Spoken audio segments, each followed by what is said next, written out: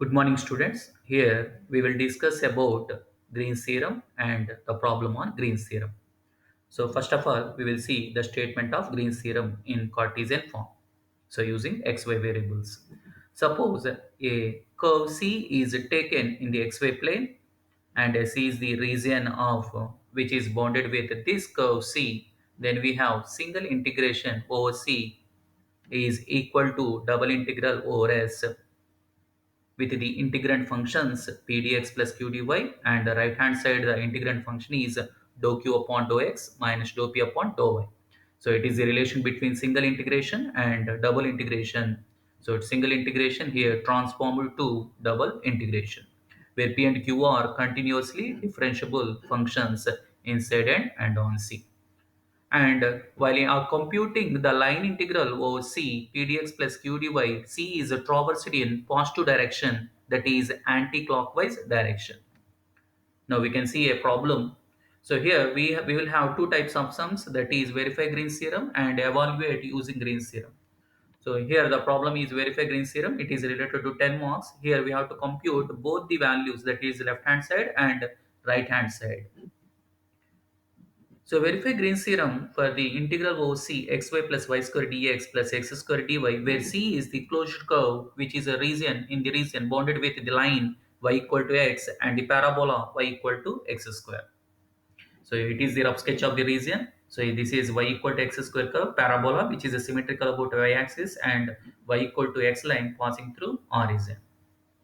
Now, in this closed region, we will have two curves, that is C1 is first one and C2, that is OC1A and AC2O. So C is traversed in positive direction, that is along OC1A and along AC2O. So to compute these line integrals, first we will take the line integral over C1. The curve is here y equal to x square. Now differentiating on both sides, dy is 2x dx. Now the right hand side is with respect to x. Now we will take x limits. So here x limits as 0 to 1. So using these x limits 0 to 1 and evaluating the line integral, that is with 0 to 1 limits, just we have to replace y as x square and dy is replaced with 2x dx. So evaluating the single integration, we will get the result as 19 by 20. Now coming to second line integral, that is along AC to O. So along AC to O we have the line y equal to x. Now differentiating on both sides we will have dx equal to dy and we will take y limits y varies as 1 to 0. So using these limits and dx is equal to dy, we can compute the second line integral. Just we have to replace x as y and dx as dy, and computing the line integration we will get another value, that is C2 value. Now therefore the line integral over C is adding just two values, that is 19 by 20 and minus 1. So we will get minus 1 by 20 is the left hand side of the Green's theorem.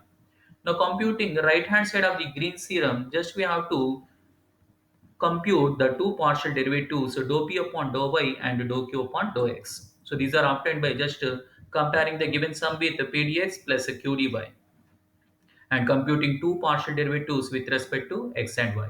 So these are the partial derivatives.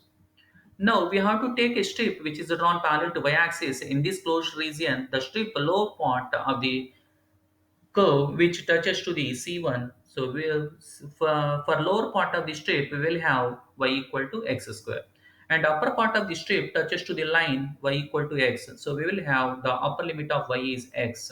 So y limits are obtained. Y limits are in terms of x, that is x square to x.